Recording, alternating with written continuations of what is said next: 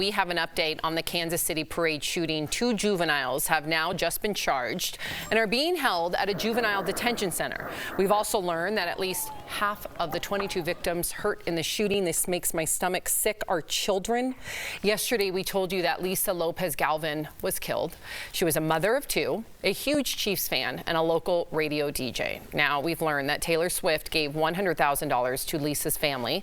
Taylor sent a pair of $50,000 donations on GoFundMe, writing a personal message that reads, "Sending my deepest sympathies and condolences in the wake of your devastating loss." Of course, we know that Taylor has been very involved in the Chiefs season because she's dating Travis Kelce.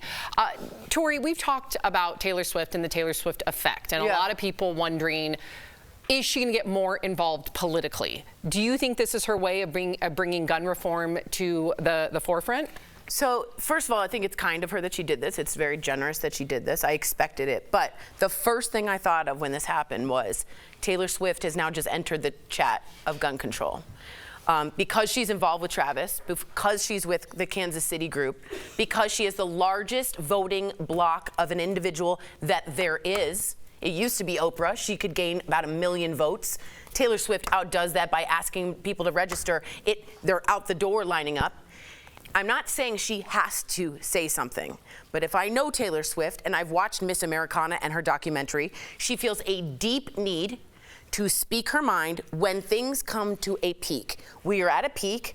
She is at the Super Bowl. It's Kansas. It's gun control. It's an election year. I have to believe she will come out and say something about sensible gun control, about what senator she likes, and taking NRA out of politics. Now, when you do that, you've now politicized Taylor Swift. And that can lose a lot of their fans, and I understand that. But in the documentary, she says, I have to speak out. Her father famously said, Bob Hope never spoke out. You don't know who he voted for. That was incorrect, by the way. Right, but she said, it's not that generation, and it's my time. So if I were Taylor Swift, if I were on her team, there's not a better time for her to speak out. She's involved, and she's at the top of her game. I don't, we keep saying that she has this voting block, but in the one time that she did try and organize people to vote out Marsha Blackburn, she was unsuccessful. Disagree with you. And did Marsha Blackburn retain her seat? Yes, but the voting registration went up by 800%. Yes, but that and 50 cents get you a bag of chips. I'm sorry. Okay, but when you can either have a close race or you can have a race where there's a large gap.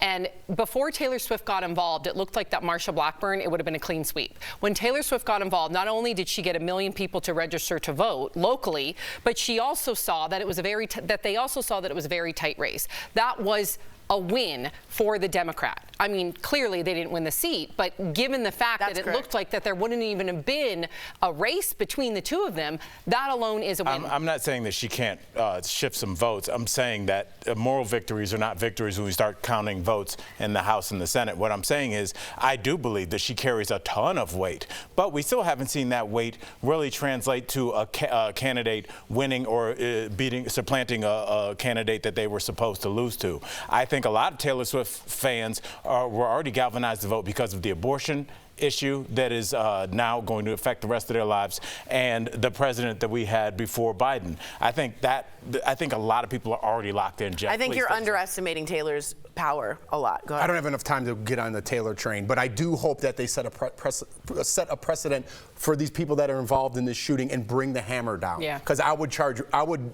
put them to death. That's my stance, and if you watch the show, you know that. But what they do here, I don't care about their age. I don't care what the circumstances were. I don't care if they're this or that. Juveniles, bring the hammer down on them and send a message.